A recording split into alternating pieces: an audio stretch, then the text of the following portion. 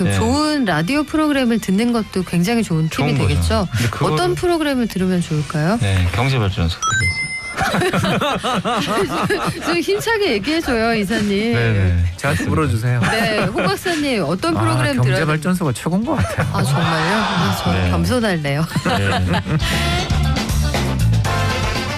경제발전소 스페셜 금요일엔 불타는 경제.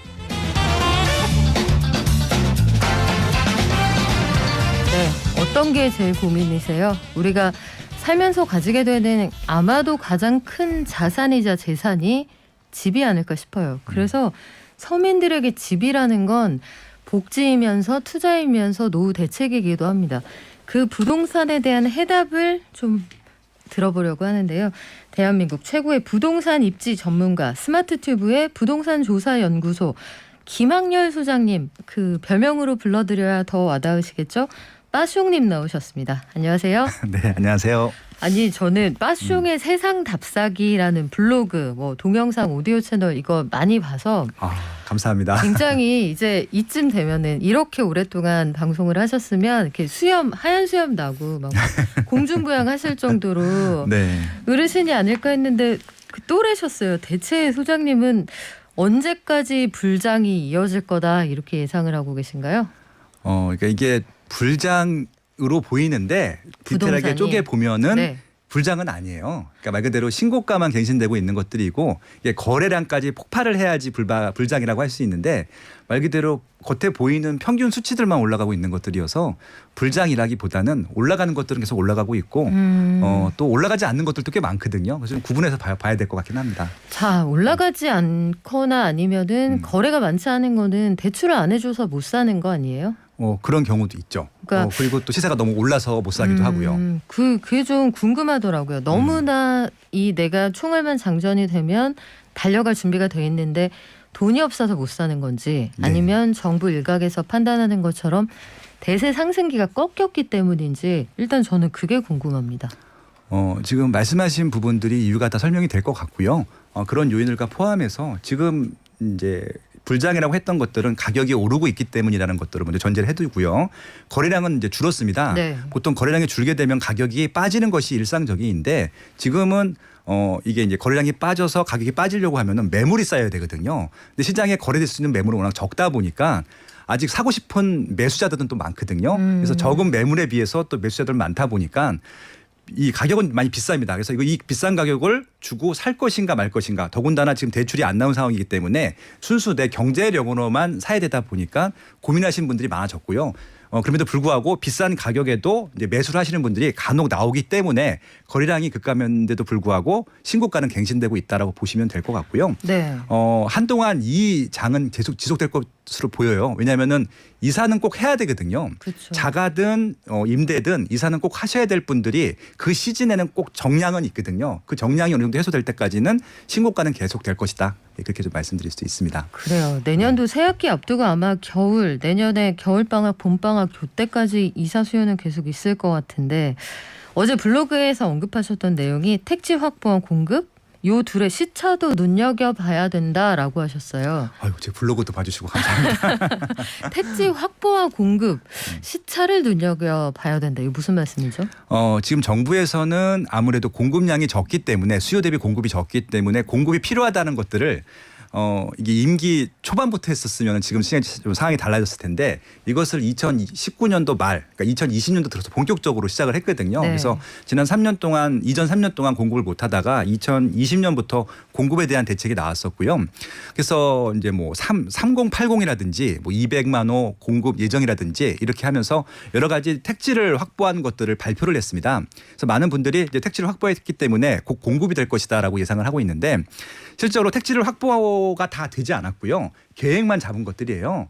실제로 지금 사전 청약을 하고 있는 3기 신도시조차도 아직 용적 확보가 덜 돼 있습니다. 그래서 일단은 이 계획 수치랑 택지 확보하는 것들은 시기가 또 있을 것 같고 택지를 확보한다 하더라도 거기다가 뭐 집을 짓고 기반시설을 넣기까지는 절대적인 시간이 필요하거든요. 그렇죠. 최소한 5년에서 10년 정도는 필요하기 때문에 지금 정부에서 발표된 공급 계획이 아마 가시화되기까지는 최소한 5년 많게는 10년 이상이 걸릴 것이기 때문에 당장 이사를 하셔야 될 분들한테는 이것들이 공급 요소로서는 좀 어떻게 보면 해소되는 요인은 아니기 때문에 실질적으로 다른 이사 대책들을 만드셔라는 말씀을 드리고 싶었어요. 네. 사실 정부가 사전 청약이라는 묘한 제도를 도입한 거는 이게 본 청약도 아니고요. 네. 청약을 할 수 있는 권리를 주는 사전 청약인 셈인데 그렇죠.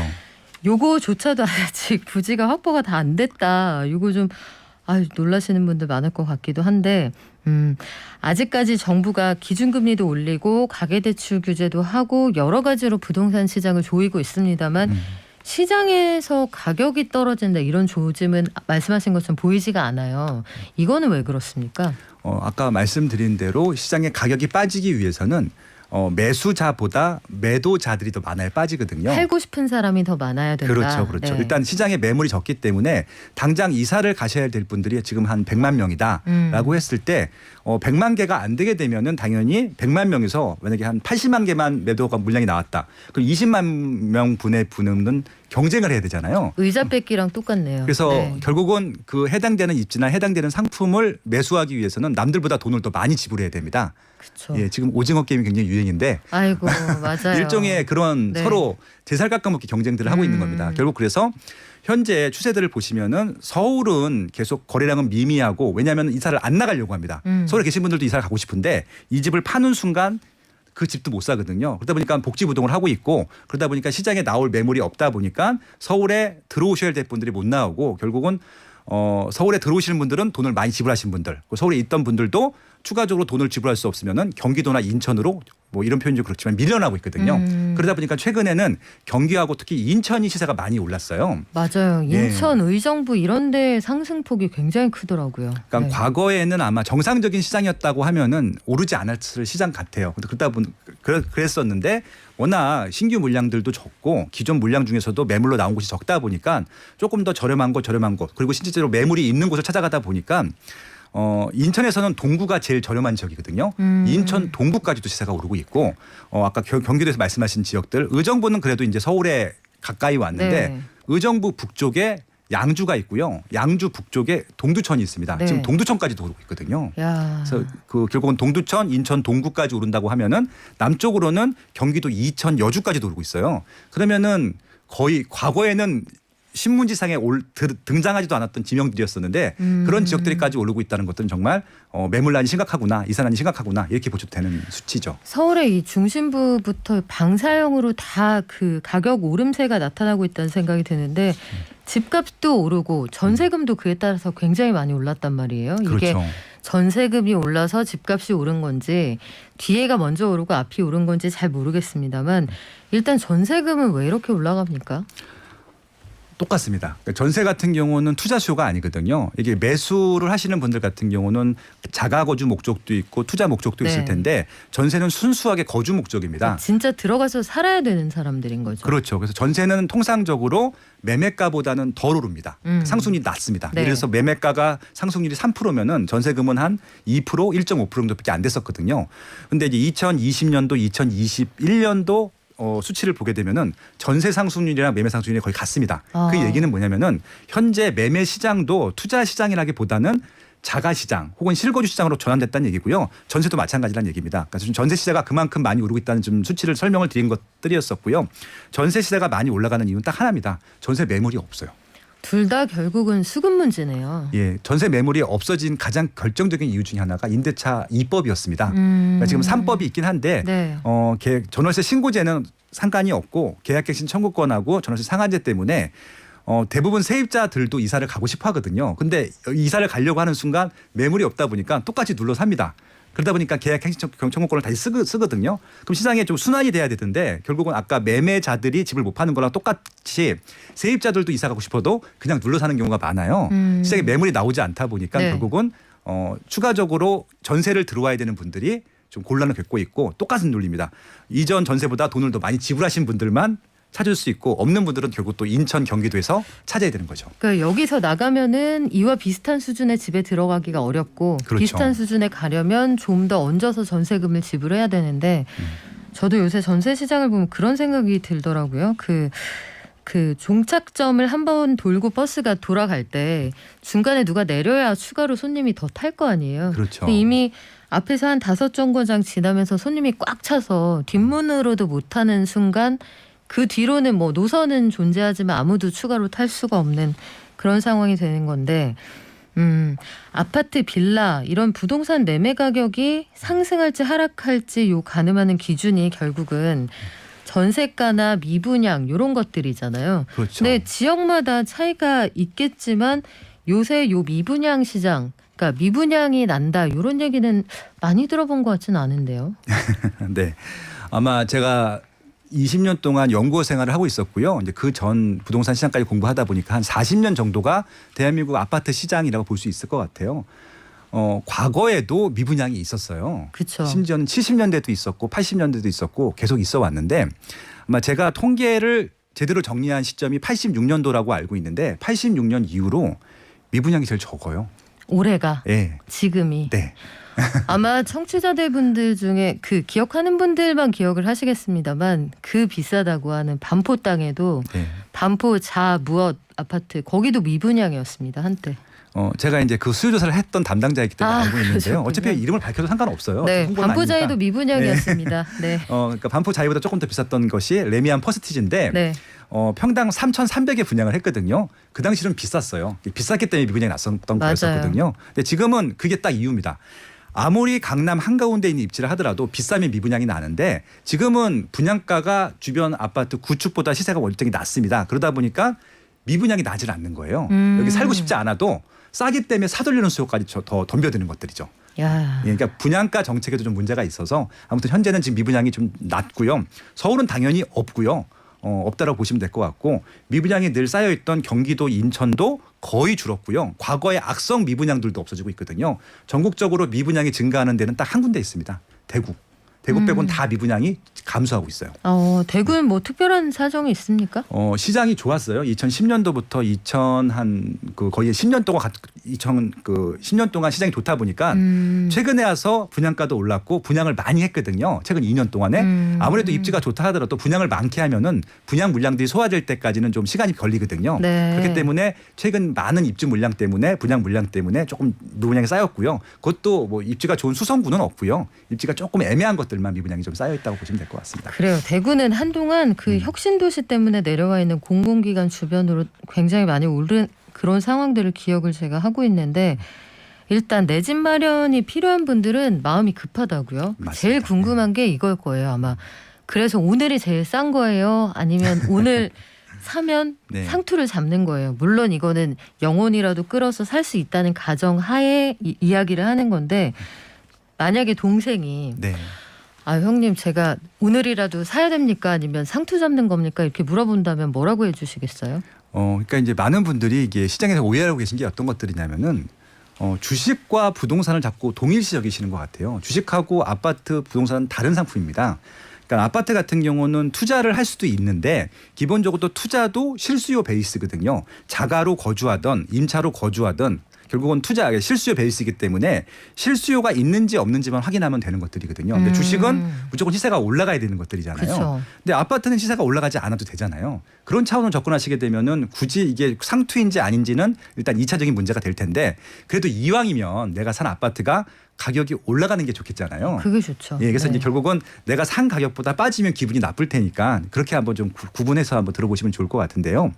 제가 한국갤럽에서 연구원 생활을 한 17년 했었는데 국토교통부랑 주거 실태 조사라는 걸 했었습니다. 네. 거기에 이제 이런 문구가 나와요. 현재 거주하고 있는 집에 몇 년 동안 거주했는지에 대한 문항이 나옵니다. 그래서 보통 임차로 거주하시는 분들 같은 경우는 평균 3년이에요. 예, 그리고 자가로 거주하시는 분들은 평균 11년입니다. 네. 그러면은 결국 지금 집을 사지만 매도하는 시점은 10년 후거든요.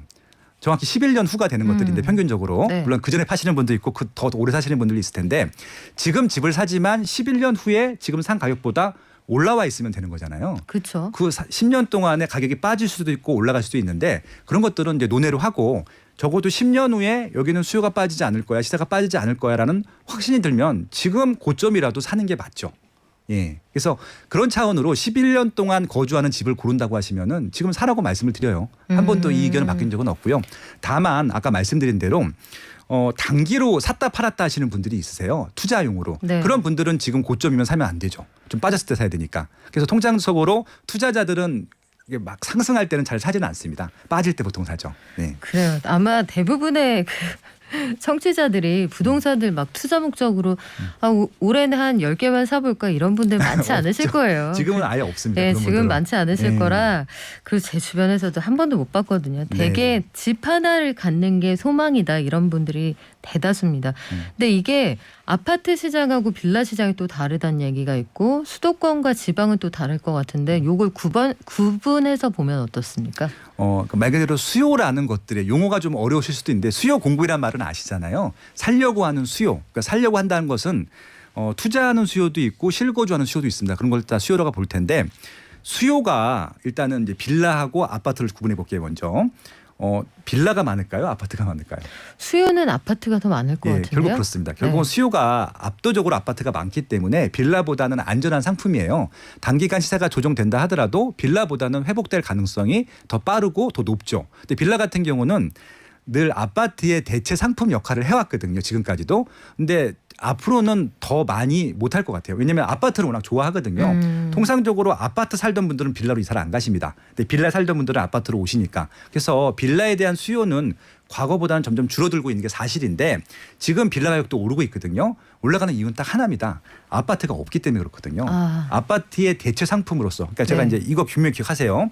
빌라 수요는 과거보다 지금 줄고 있어요. 주는데도 가격이 올라간다는 것은 그만큼 아파트가 공급이 부족하다는 메시지로 보시면 될 것 같아요. 일단 아파트는 빌라는 그렇게 보시면 될 것 같고요. 그럼 빌라는 사면 안 되느냐? 아니요. 사도 되는데 정말 실거주 목적이라고 하면 사셔도 됩니다. 그리고 빌라라 하더라도 가격이 올라가는 지역이 분명히 있습니다. 네. 어느 지역이냐면은 입지가 좋아지는 데가 있어요. 그러니까 그 지역의 거주. 그러니까 이제 지금부터 이제 서울과 지방 얘기를 말씀을 드릴 텐데 부동산은 가장 중요한 게 입지거든요. 입지라고 하는 것은 똑같습니다. 그 입지에 살려고 하는 수요가 증가하게 되면은 가격이 올라가는 것들이고 빠지게 되면 가격이 빠지게 되는 것들이거든요. 네. 결국 서울이란 입지는 지방보다 살려고 하는 수요가 많아요. 그 이유는 일자리가 많기 때문에 직장이 그렇죠. 많기 때문일 텐데 그렇다라고 했을 때 결국은 이제 빌라 아파트에서도 만약에 여기는 아파트가 더 공급될 가능성이 낮고 빌라만 많은데 입지는 좋아져요. 왜냐하면 일자리도 가깝고 교통망도 좋아지고 심지어는 없던 학교도 생기고 주변이 깔끔하게 정돈이 된다. 그러면은 빌라 수요도 증가하거든요. 그 입지에 꼭 살아야 될 분들이 있으니까. 일단은 부동산은 입지가 선행하고요. 상품이 후행한다고 보시면 돼요. 결국에서 입지 호재가 있는 지역들은 빌라도 올라갈 수 있거든요. 네. 그런 빌라 사시는 것들은 괜찮고요. 또 하나 입지 다음에 상품이라고 말씀드렸잖아요. 네. 상품이 좋아지는 경우가 있어요. 지금은 다세대 빌라지만 재개발을 하는 경우가 있습니다. 아하. 예, 그런 것들이 좀 네. 가능성이 높은 빌라들은 사셔도 되죠. 예. 그래요. 일단 보는 눈이 있어야 된다는 얘기인데 그럼 보는 눈은 어떻게 키우면 될지 교통정보 듣고 와서 알려드릴게요. 자, 오늘 빠숑님과 함께하고 있는데 새 책이 나왔어요. 당신만 몰랐던 부동산 투자. 아직 인쇄도 안 됐습니다. 네, 원고가 이제 넘어갔습니다. 네. 잉크가 마르면 다시 나와주시기로 했거든요. 네, 다음 주에 나옵니다. 네. 자, 이번에는 제가 소장님께 이런 퀴즈를 하나 내야 될 것 같아요. 예를 들어서 서울에 나홀로 아파트들 있잖아요. 뭐 한 동, 두 동만 있는데 지하철이나 그 뭐 버스 정류장에서 좀 먼 곳들 이런 곳들이 있고 수도권인데 고속철도 가깝고요. 그 GTX 가깝습니다. 이런 집이 있어요. 만약에 나의 선택지가 이 둘 중에 하나라고 하면 어떤 걸 권해주시겠어요? 야, 이거 밸런스 게임이죠. 이상형 찾기. 그렇죠. 이게 뭐 손예진입니까? 뭐 김소연입니까? 이런 얘기죠. 네. 네, 일단은 두 번째 거를 선택하고요. 지금부터는 아마 이제 서울이라는 행정구역을 지우시면 좋을 것 같아요. 서울, 경기, 인천은 같은 수도권이라고 보시면 될 것 같고 서울이기 때문에 더 비싸거나 이런 시기는 지났습니다. 그거는 1980년대까지 얘기고요. 2000년도 이후부터는 경기도가 더 비싸진 지역들이 생겼어요. 신도시 맞아요. 때문에. 그런데 네. 예를 들어서 대표적인 지역이 판교, 분당 이런 지역입니다. 경기도지만 서울의 상위권 지역만큼 시세가 올라간 지역들이 있어요. 대표적인 지역이 과천이고요. 성남이고요. 그다음에 하남, 광명, 경기도 빅포 F4라고 하는데 예, 과천, 성남, 하남, 광명은 서울의 상위권 지역보다 비싸거든요. 네. 그런 지역들은 경기도이지만 지금 말씀하신 대로 교통이 좋아요. 그러니까 어떤 교통이 좋냐면은 메인 일자리와 연결되는 교통망이 좋습니다. 그러니까 일자리가 제일 많은 지역이 강남구일 텐데 강남권에 갈 수 있는 입지라고 보시면 될 것 같아요. 그런 입지 같은 경우는 서울에 있는 웬만한 입지보다 비싸다는 것들이 증명이 됐기 때문에 지금 말씀하신 대로 지금 경기도라 하더라도 지금은 비역세권인데 GTX가 개통이 돼서 만약에 강남까지 20분에 갈 수 있다. 그러면 지금 들어가셔도 돼요. 서울의 웬만한 구축 역세권이 아닌 입지보다 훨씬 더 비쌀 것 같고요. 실제 지금도 그렇습니다. 지금 도봉구하고 금천구, 중랑구가 제일 저렴한 지역이거든요. 그 지역들보다 그 주변에 에워싸고 있는 경기도가 더 비싸요. 예, 그런 것들 한번 비교해 보셔도 바로 아실 수 있을 것 같아요. 서울이라는 행정구역을 지어라. 이게 네. 만약에 투자 겸 이렇게 생각하고 계신 분들에게는 도움이 되는 조언일 것 같은데 실거주도 마찬가지입니다. 실거주도 마찬가지군요. 예, 지금 판교가 굉장히 비싸요. 거의 강남구 시세거든요. 그렇죠. 예, 판교는 행정구역이 경기도, 성남시, 분당구거든요. 예, 그런 것만 보도 알 수 있죠. 판교 처음에 개발될 때 그 주변에 김밥 한 줄 사 먹으러 가기 어려웠던 기억이 나는데 너무 옛날 얘기인가요? 지금도 좋아지긴 했는데 네. 구 분당만큼 좋지는 않아요. 입지는 분당이 더 좋은데 미래 가치가 점점 좋아지고 있죠. 예, 그렇게 봐야 되겠죠. 세종시도 마찬가지입니다. 세종시도 처음에 청사 내려갔을 때 이 김밥들의 천국 있잖아요. 거기에 줄을 막 2시간씩 섰다는 얘기 들었었는데 그때는 상업 시설들이 굉장히 비싸고 잘 됐어요. 월세도 맞아요. 비싸고. 근데 지금은 또 상업 시설 시세가 또 많이 내려왔습니다. 이게 참 그 업앤다운이 항상 있는 것 같아요. 부동산은. 그럼요. 네. 근데 그 집값이 오르건 떨어지건 파동을 탄다라고 했을 때 집값이 대세 하락기에 접어들어도 크게 요동치지 않는 매물을 찾는 방법, 그런 눈을 가지려면 어떻게 해야 됩니까? 실질적으로 공부를 하시는 게 맞은데 어떻게 공부를 하시면 되냐면요. 그러니까 부모님들한테 여쭤보시면 제일 좋을 것 같아요. 엄마 아빠한테. 예. 네. 그분들은 부동산 전문가가 아닌데 엄마한테 한번 여쭤보는 거죠. 만약에 집값이 빠지면 엄마 이사 갈 거야? 예, 라고 하면은 대부분 안 가신다고 할 거예요. 네. 예, 그러니까 그렇게 안 가려고 하는 입지들을 사는 게 중요하거든요. 왜 안 엄마가 가요? 예. 혹시 동네에 친구가 많아서 안 가시는 건 아니고요? 그러면은 거기 있는 친구들도 아마 이제 뭐라 그럴까요? 거기 안 가시는 또 이유들이 있을 거잖아요. 근데 이제 어떤 말씀을 드려보고 싶은 네. 것들이냐면은 현재 거주하고 싶으신 분들이 많을수록 좋은 입지라는 말씀을 드려보고 싶습니다. 원주민들이. 네. 예, 근데 이제 지금 이제 아파트가 많은 입지들은 대부분 아파트로 가려고 한다고 말씀드렸잖아요. 이 기준들은 아파트가 많은 입지에 해당되는 것들이고 만약에 아파트가 많지 않은 입지들 같은 경우는 좀 다른 각도로 접근하셔야 되는 게 맞을 것 같고 말씀드린 대로 미래 개발 호재들 이게 재개발이 될 것인지 교통망이 개통될 것인지 일자리가 들어올 것인지 보셔야 되는데 기본적으로 아파트 살다 있던 분들은 아파트에서 아파트로 갈기 때문에 아파트가 입지가 뭐가 좋은 줄 아시거든요. 그래서 이제 아까 어머니들 중에서 정말 아파트가 아닌 입지에 살고 계신 분들은 그런 관념들이 별로 없으실 텐데 아파트에 살아본 어머니들은 아파트 입지를 알고 있습니다. 그렇기 때문에 아마 좀 그렇게 여쭤보시라는 좀 농담처럼 네. 말씀을 드렸고요. 결론적으로 말씀을 드리면은 결국은 향후에도 그 입지에 살려고 하는 그 입지에 있는 아파트에 살려고 하는 사람들이 많은지를 봐야 되는데 아까 말씀드린 대로 일자리 옆에 있다. 직주 근접이다. 그럼 그 아파트는 가격이 하락할 가능성이 낮아요. 그리고 옆에 학원가가 이미 형성이 되어 있다. 대치동이나 목동이나 중계동처럼 거기는 집이 낡아도 가격이 하락할 가능성이 낮습니다. 네. 왜냐하면 대기 수요가 많거든요. 항상 누군가 오고 싶어하는 사람이 그렇죠. 있어요. 그러니까 누가 이사를 나가야지 네. 들어오거든요. 실제 사례인데 제가 이제 용산구 살고 있는데 용산구에 살고 있는 제 아들의 친구 어머니가 집은 대치동에 있으세요. 근데 이제 학자녀가 이제 애들 교육 끝나니까 대치동 지긋지긋하다면서 이사를 용산으로 오신 거예요. 네. 근데 집을 안 팔고 오셨어요. 용산은 전세고 거기 있는 집을 사두시고 오신 거예요. 그러니까 안 팔고 오신 거예요. 교육이 끝났는데 왜 예, 그러셨을까요? 그래서 왜 그러십니까? 그랬더니 저기는 나중에 재건축할 때까지 갖고 있으려고요. 그러더라고요. 아, 예, 왜냐하면 수요가 계속 있을 거고 나중에 재건축하게 되면 그러니까 지금 이사 온 이유는 집이 너무 낡았기 때문이지 거기를 떠나고 싶지는 않다는 겁니다.